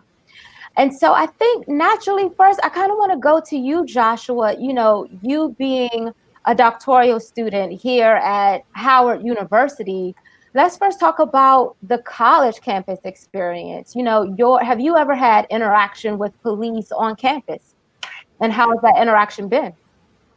So in my university experience, Southern University Campus Police Department, I've never had a negative interaction with them on campus because the benefit of having a campus security team is that they have the opportunity to learn us individually by name, have conversations coming and going. So whenever we were able to have those interactions, I never felt like I would be threatened or policed by someone I didn't know because they're on campus all the time at all hours of the day. They're at the social events. They're heavily involved in the spirit of campus. So it's different from someone who's an outsider. There's someone you see every day and who actually may be an alumnus of the institution. So they have a different relationship with the people and a different investment in the interactions that we have on campus. So I've never had a negative incident on campus. Now, once we leave the campus, that's an entirely different story. Talk to us about that. So Southern University specifically was situated in Baton Rouge, Louisiana. Baton Rouge has a history of negative interactions between people of color, Black, brown, and the demographic of the city. Baton Rouge, in general, as most I guess called urban cities are, low socioeconomic status areas, you're going to have situations where police are used to control bodies instead of protect bodies. So, you're constantly worried about, am I driving too fast? Am I a couple miles over the speedometer? Am I wearing the right clothes at this time of day? Do I look like one of the images that's perpetuated by society to be someone that's suspect? And that's always a constant worry once you leave campus, because you just never know if my trip to McDonald's is going to end up in the back of a squad car. Right. That's an unfortunate reality for our people, and it's upsetting because we weren't created to live like this. We were not created to live in fear by no one, white or other, and to be constantly policed by not only the police, but a couple folks are emboldened to police people, and they have no status. These are our neighbors. These are, people that smile at us every day. And so as we're in this climate, I want to hear from you, Laura, as it relates to this presence of police. As a woman, talk to us if you have any fear or not of the police. I think my biggest fear is geared around my two sons and my nephews. My husband and I literally just had this conversation as we were watching Madison, because she's the same age as one of our sons. And I just want to protect him and shield him as much from the talk. But I realized that as he gets older, it is important that he understands how to, like Joshua was saying, that when you leave DC, because DC is completely different to me with police than other places. Like, I've never had those type of negative encounters, but I know that once he goes outside of Washington, D.C., that his experiences will be completely different. So not so much a fear for me of myself, but more so for my sons and my nephews. And Zena, we know that you are a director of student services for a middle school, but talk to us a moment on the personal side of Zena. Do you have a healthy fear of police?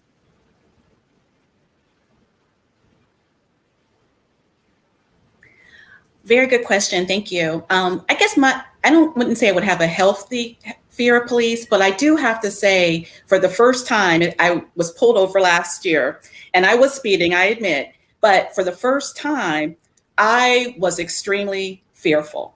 I thought about Sandra Bland, right? And I started thinking, where am I going to pull over? I need to pull over in a public spot. It was evening, so it wasn't quite dark, but then I had to make sure though, I pulled over at a light, I pulled over at a gas station on the side of the road, and I started thinking, should I be recording this? But that was the first time I actually had a fear of police. And I was in a small county, I do have to say that, in Southern Virginia. So I do have, so that also heightened my fear. Probably not so much if I live in Fairfax County, Virginia, so I wouldn't be fearful Fairfax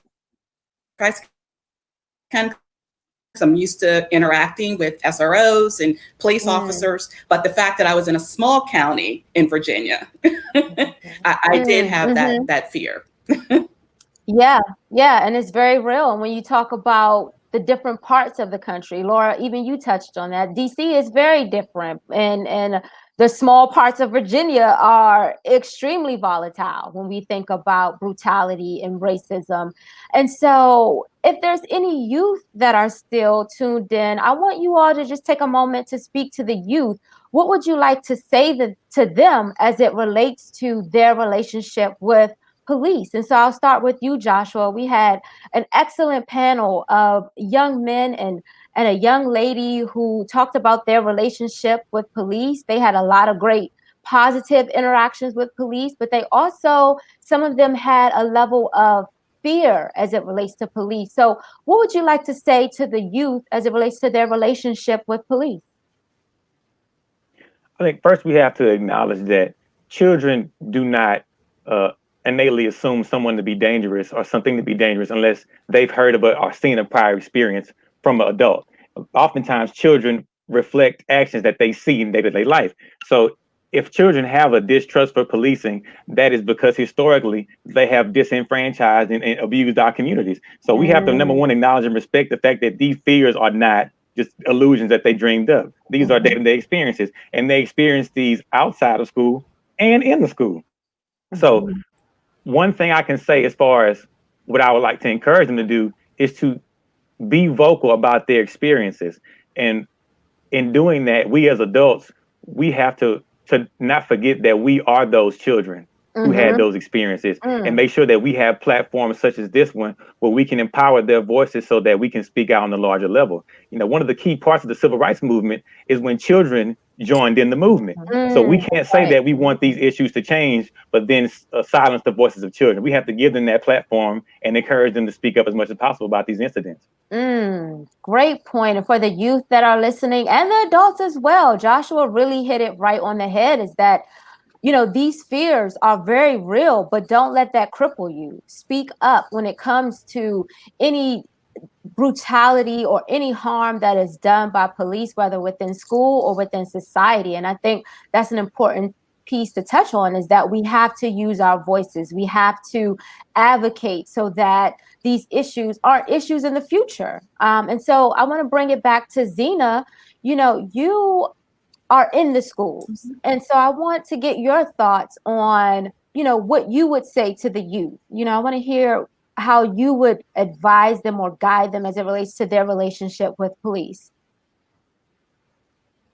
Yeah, thank you. And again, for Fairfax County Public Schools, we do have school resource officers in all of our middle schools and high schools. And really the purpose for our school resource officers is really, we're looking at safety, we're looking at security.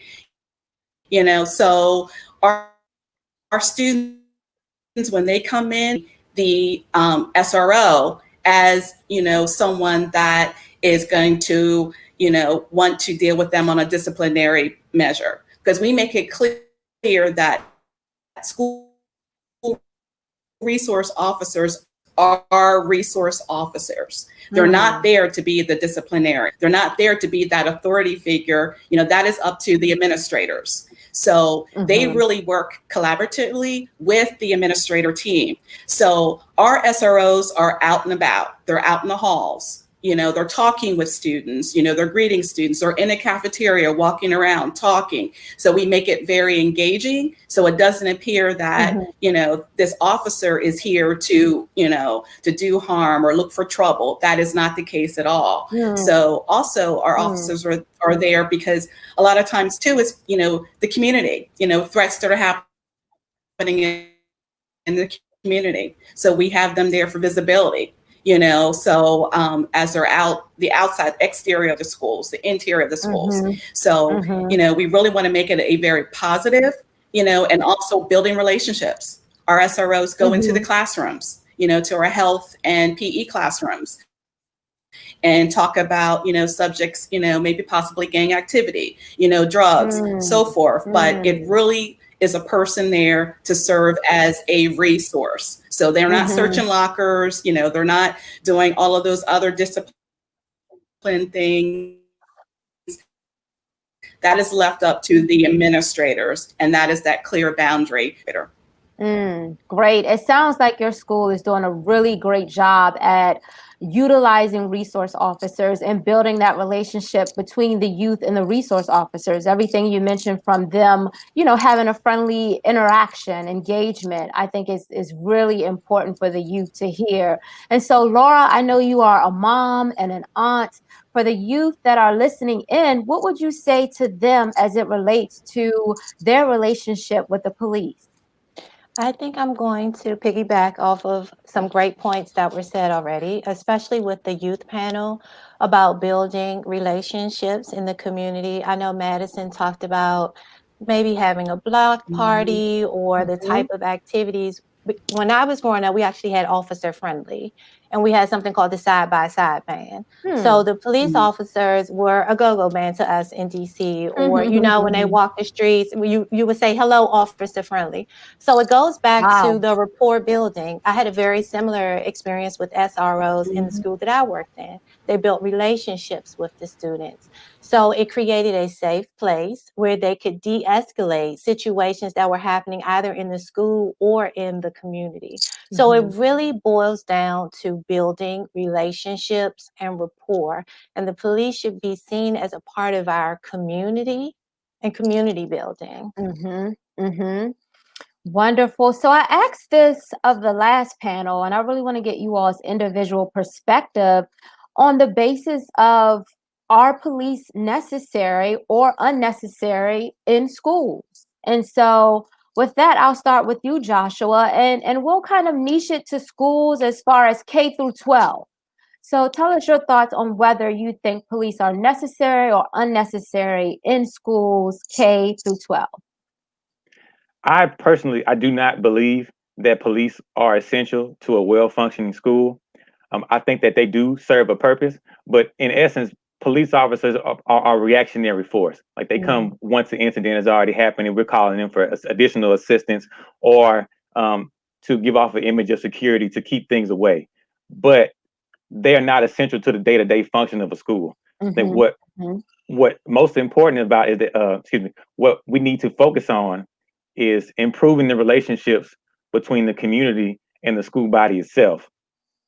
A lot of the things that we call in police to address are bleed overs from the community. So the issues, the inequities in housing and poverty, things of that nature tend to result in issues that affect the school. So, disruptions in learning, truancy, tardy, kids not coming prepared, all those things that can lead to disruptions in class and fights, things that get police called, like are spillovers. So we need to focus on targeting resources to deal with the community at large. So what are the city services being done as far as mental health, housing, food, all those things that we know can negate the effectiveness of a student to actually learn what they have to learn. Are the counselors and the mental resource facilities in the school well equipped? How is the counselor to student ratio? Do we have enough? All of those things is what we need to focus on, because if we don't get those things right and we call the police, all that does is again create negative experiences for children and further ruins the trust between the school and the community. At this point, schools do not, I hear this conversation a lot, schools don't feel like they used to, because we have all these new restrictions that, even though they're meant to be safety measures, they come across as barriers to parents and community. So a person can't just come into a classroom and check on their students because we have all these millions of safety protocols in place. But we have to work on seeing if we can modify those systems to the benefit of our community, because once we cross that line and we heal that barrier, I don't need a police officer. I've empowered my teachers to have those interactions with the local community so we can address whether a child has had an issue or there's an issue in a neighborhood that may come into the school, so we can resolve those through conflict resolution to stop that from even becoming an issue where police have to be involved. Now, again, we don't have an issue with police being around, because ideally we believe in justice. So we would like to have a force that we can call on to help handle some issues, but they're not absolutely essential to the ongoing activities of a school. And so for the founders of Youth Speak Up, I'm sure they're really excited to hear your perspective, because you mentioned a lot of things. The key thing I think is a takeaway is the spillover.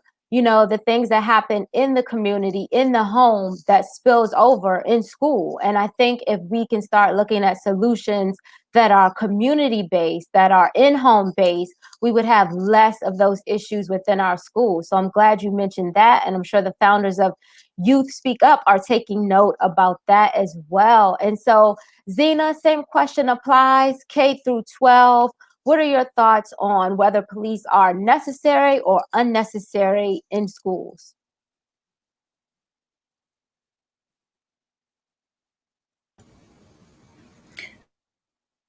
Well, I would say, I have to be very careful what I say, but anyway, because I'm only speaking for my school. I feel like, far as the necessity, are they necessary? Maybe not necessary, but they have been from my experience, they have been extremely helpful. And again, some of the issues that probably other schools or other communities or, the 5 SROs that I've worked with have truly been a great resource. And there have been incidents that we have been made aware of that we were able to deal with because we've gotten that information, from our school resource, and because of the relationships, that they had built, there have been numerous incidents that we've been able to deal with before it has escalated to another level. So, again, just based upon my experiences, I feel like they're a great resource and they're great to have, but again, something that's totally necessary. That's a good question. That's a good contrast, as we heard from Joshua, who, felt like it's not totally necessary, and then hearing from you, Zena, that in some cases it is totally necessary. That's good contrast to have, and that's the type of dialogue we want to have. We want to hear all perspectives and viewpoints. And so, Laura, give us your thoughts on K through 12, if police are necessary or unnecessary in the school system. I don't know if I want to say necessary or unnecessary, but like Zena was saying, if done properly, I think that police officers do serve as a great resource in the community, in the school community, especially if you take more of a restorative approach and not necessarily a punitive approach. You want to be proactive in discipline, not reactive in discipline. So if your SROs are taking the time to get to know the students by name, checking on them daily to see how things are going, like she said, interacting in the classrooms, really becoming a part of the school community and culture, then it's not seen as the pipeline to prison. It's seen as a person in the community who can help, de-escalate situations that may actually be happening outside of the school. So I don't know about necessary or unnecessary, but I do believe if done properly, they serve as a great resource in the schools. And I'm just thinking here that whether it's necessary or unnecessary is one side of the conversation, but I think one of the biggest pieces of this is whether they should be armed or not. I think when we think about police, one of the things that, creates that fear, and one of the things that can go devastatingly wrong is if that police officer is armed and decides to shoot a student. And so when we think about police presence, I think a wonderful thing would be to have unarmed officers to de-escalate situations. And, that's a piece of the conversation that we haven't touched on yet. But as the founders of Youth Speak Up are listening in, I think some of the things that we can talk about are unarmed police. I've visited other countries around the world, and their police do not have guns. Everywhere from London, getting off the plane and realizing that the police are actually not armed. They have to go and get arms for a situation. And so as we think about how the world is changing and we think about the cause to defund police, share your thoughts on this idea of police being unarmed. And Joshua, I'll start with you. Is that something that you would like to see in the future, or is that really neither here nor there for you? Talk to us about the idea of police being unarmed. I agree with the concept of an unarmed police officer in the school, but to push that point further, I also agree with having a plainclothes officer in the school.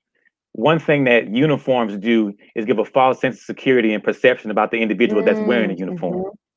So we teach children that you need to respect this uniform. But the reality is that in all situations, the person in the uniform does not respect you.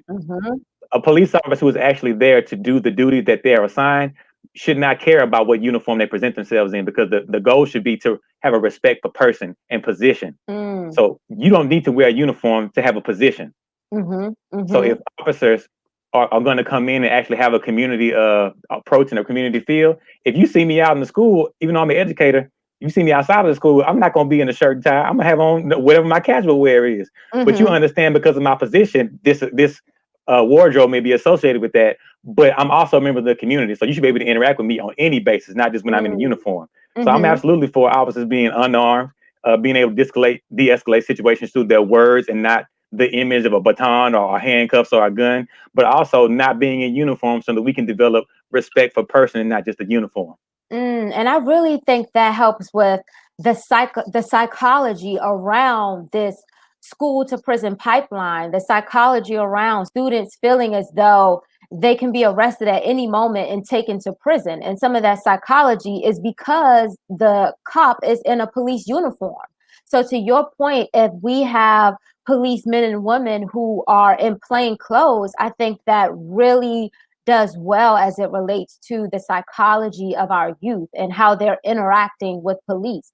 And I think that other layer that we touched on is being unarmed.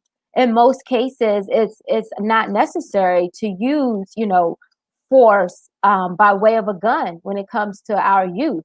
And so, Zena, kind of this same topic around, when we think about the police and we think about the youth and we think about solutions around how the police can be more effective. We're now talking about this idea of police being unarmed.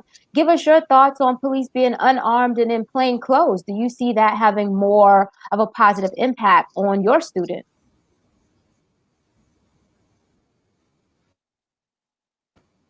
The security officers, assistants, safety and security assistants. So, and then we have our SROs. So far as our SROs being unarmed, I really want my SRO armed. And the reason why I say, again, I'm not worried about the interaction with the students. Mm-hmm. I'm more concerned outside of school.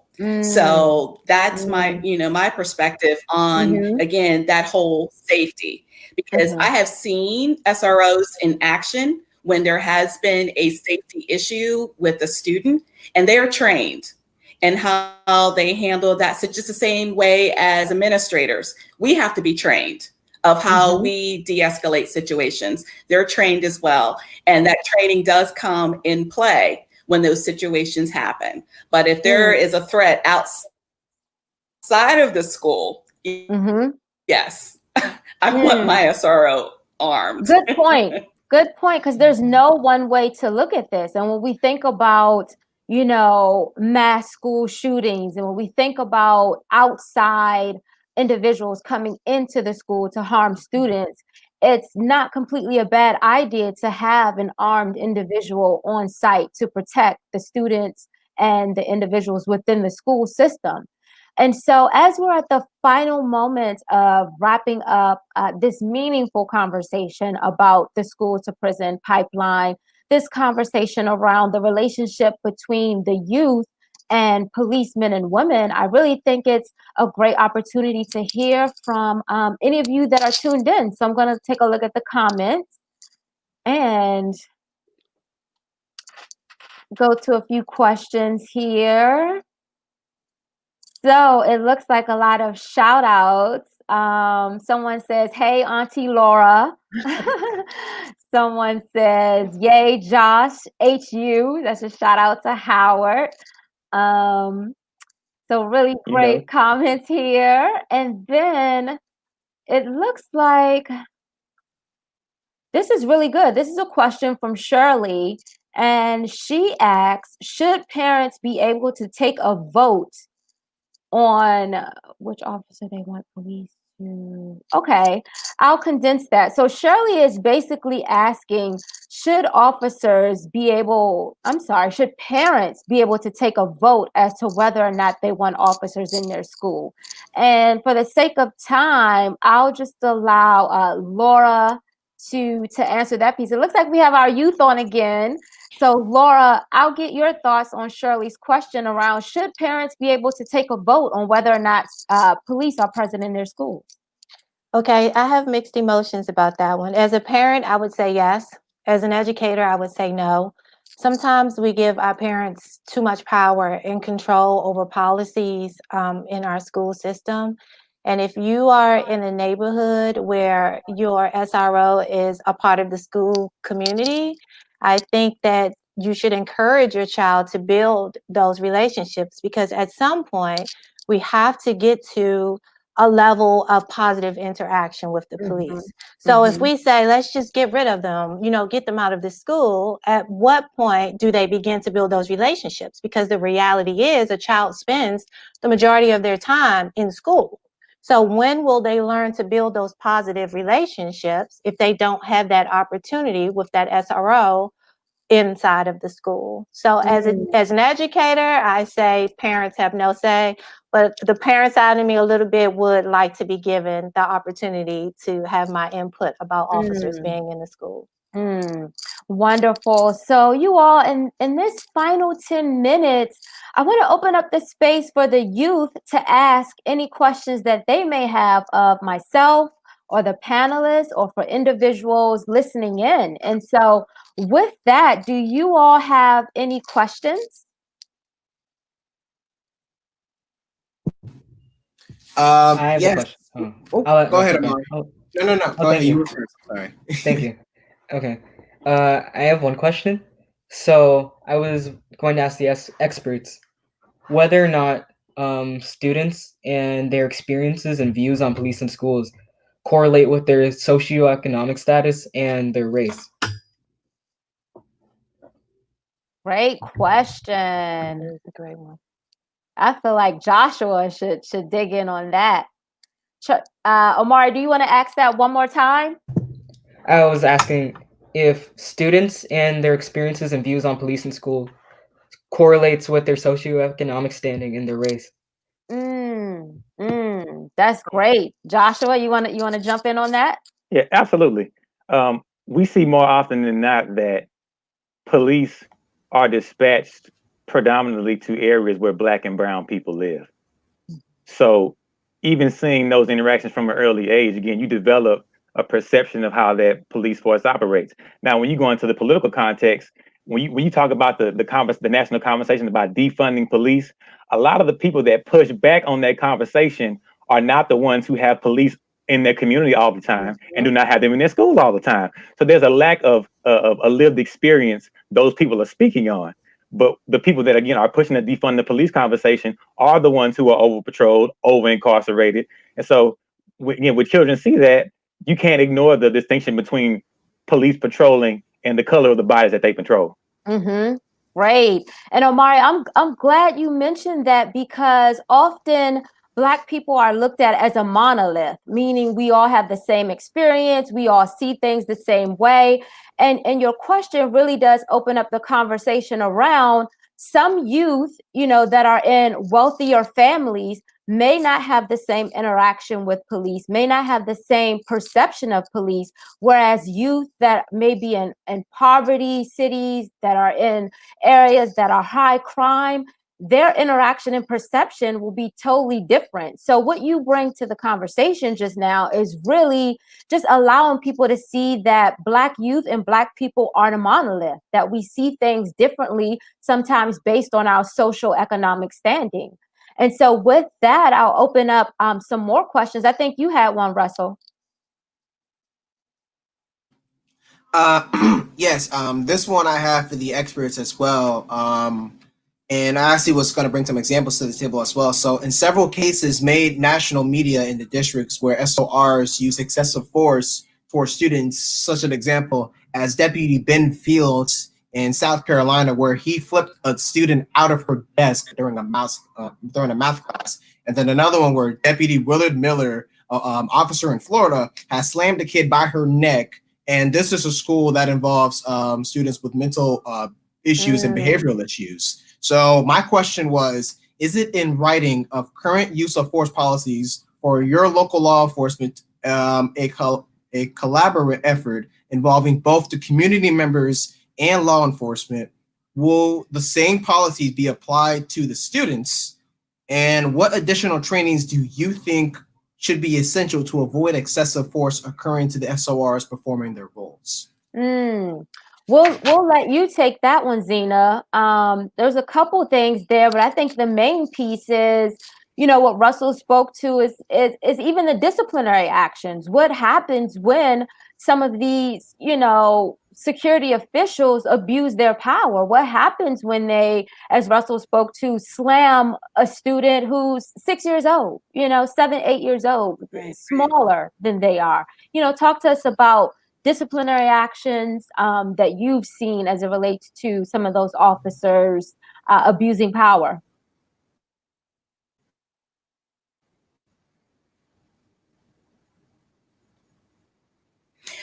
Well, again, I have never seen them use excessive force. that certainly would not be tolerated. That's the understanding that Fairfax County Police Department and Fairfax County Public Schools have an understanding. So a lot of, you heard about those cases and situations where those police officers, have used excessive force, but that would not be tolerated. And so for that police officer, for that to happen, there would be some pretty heavy, penalties to pay for that situation. So we stay very closely connected, actually come out to our schools and talk with the administrators, how things are going. Again, it's that whole relationship and it's that whole collaboration. So, but that would not happen. So, discussions and things that we've taken place. And again, that's why our SROs are not seen as that disciplinarian. They're called if they're called into a situation, security risk, and the administrator has called for that SRO. But we would not have an SRO just going into a classroom and busting in and then, dragging, 6-year-old or any of those type of behaviors. Well, I think a lot of what Russell touched on too was the policy. And so for the founders of Youth Speak Up, this is a great opportunity for you all to stay connected with Russell. He mentioned he's doing a lot in the youth space and in his community. So I think this is a great opportunity to make that connection between the work he's doing and the work you all are doing as it relates to police and the youth. And so in the final couple minutes, Madison, did you have a question for everyone? Okay, I have a question.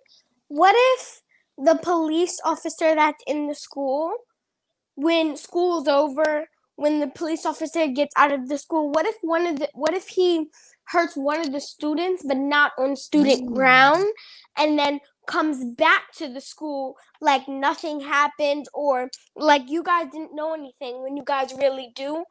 What will happen if he hurt a student not on school grounds but come back to Great question, school? Madison. That speaks to really looking at the record of these officers, really looking at, have they had a history of harming brown and Black people? Have they had a history of harming students outside of the school? And I think that's a very important question that you posed, Madison, about the record of some of these officers within our schools. And so, Joshua, if you want to jump in there, I know you don't quite inform policy as it relates to what happens to police officers, but just talk to us about the importance of that background check when we look at bringing these officers in school and even the officers in society. Just talk to us about the importance of the background check. Well, a lot of times, not every school district has a robust policy about the requirements to be a student resource officer. So some do, and again, some don't. And what we tend to find out is that a lot of positions, and I'm speaking about my hometown, the training to be a student resource officer is not mandated. So even though these are trained police officers from the local police force, they are not always mandated to go through training, even though they're brought on campus either way. And then even looking at the National School Resource Officer Association, of the 40 positions they have listed, only about 5 people on there are people of color. So I have a doubt that the training has been robust enough to be culturally competent to deal with, again, children in our communities. So background checks help, but we also have to do a serious job of interrogating what are the general city police requirements. What is the mandated training? What is the jurisdiction that these officers are allowed to operate in? And how often are these officers investigated and reported for incidences that may occur? Because if we have a robust policing policy in place in the city, that will help to alleviate issues that happen whenever school resource officers enter the school. And again, that has to be doubled down and investigated upon by the local school district, who sets their own policies regarding their police and how they interact with students. Well, in this final minute or so, because I do want to bring the founders back on to conclude and just share their thoughts on the dialogue we had today. But thank you, Joshua, for sharing your perspective, from the HU experience. Thank you, Laura, for sharing your perspective as a mom, as an aunt. Thank you, Zena, for sharing your perspective, and most importantly, for being within the schools and playing a role in positively impacting our youth.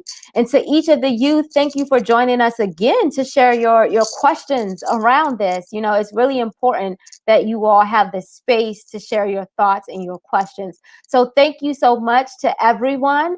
And with that, we're going to go over to the founders of Youth Speak Up. Bye. And for those of you that are tuning in, go to Youth Speak Up 1 on Instagram. That's Youth Speak Up and the number 1 to stay connected with this movement and to be a part of this meaningful dialogue. So with that, I'm bringing back the ladies, the founders, the impactors, the ones who are really pushing this movement. And I just want to thank each of you again, truly, for creating this space for us to dialogue on this issue. Thank you. Thank you. And thank you to our wonderful youth panelists and experts. It was amazing to hear the dialogue and the different ideas that they have. Thank you so much, Crystal, for hosting us this evening. And just thank you so much to all the panelists, the so-called experts, and then who we really saw shine tonight, our youth expert panelists who shared not only their experiences, but possible solutions. And that's really what we were looking for tonight. So thank you all for your time. We really appreciate it. Thank you. And first, can we just take this time to applaud and celebrate our youth? They spoke with such conviction. They were heartfelt. They were eloquent in their responses. From Madison, our youngest panelist at 11, to Russell Moore, our 21-year-old college student. They have shown us today just how powerful and impactful they are as they use their voice to enact change. Crystal, thank you for leading this much needed and powerful discussion. You made our kids feel safe to express themselves. You controlled the conversation and kept them engaged. And we would also like to thank our adult panelists for offering their expertise and solutions. Finally, we would like to make this call to action. We ask for continued engagement and ideas. We will use our voices and also be of impact with executing actionable steps to resolve these issues. We will be sending these solutions to lawmakers, community stakeholders, service organizations, and more. And just to give you a recap of the ideas from our expert panelists and also our youth, these are just some of the things that we will send. From Madison, her idea was to create opportunities for the youth to bond with police. The key is to build positive relationships through community engagement. Jeffrey talked about cops being more considerate, seeing us as humans. Natasha talked about the 365 curriculum. She said that nonviolence is a way of life for courageous people. She also talked about connecting DOES with the youth and other agencies to have these conversations. She talked about tracking metrics to support our students and understanding the dynamic between youth and police. Josh talked about creating these platforms just as Youth Speak is doing for our youth to use their voices and advocate for change. So as we are in DC and we are a global movement, we ask every other jurisdiction to do the same exact thing that we are doing. Laura talks about taking a restorative approach, not a punitive approach, and for the schools to actually have relationships with the police so that we are able to de-escalate issues that may be happening outside of school. Those are just some of the ideas, and we thank you. Thank you for supporting us, and we are looking forward to much continued conversations on race and equity. Thank you, Crystal. Thank you so much. And with that, are there any final remarks? We're good to wrap up, right? We are good to wrap up. Just Okay, want to wonderful. let everyone to please stay connected to Youth Speak Up. You can follow us on Instagram at Youth Speak Up, the number 1. Also, you can follow us on our Facebook page, Youth Speak Up, And please send emails to us at youthspeakup1@gmail.com. We would love your feedback on today's panel, any ideas of activities you would like us to do. So please, if you don't follow us now. And if you know anyone who wasn't able to tune in today, make sure that you share this conversation. It will be posted. It's on YouTube. It will also be on Facebook as well. So anyone that you know that would benefit from watching this, make sure you share this so that they can see what they missed and hear from some brilliant, brilliant speakers. Wonderful. Absolutely. And with that, thank you all so much for being a part of this meaningful conversation. Visit Youth Speak Up 1 on Instagram to stay connected. And everyone have a beautiful night. Good night. Thank you, Crystal. All right. Good night. Thank you, Crystal. Good night. Bye. Thank you. Bye.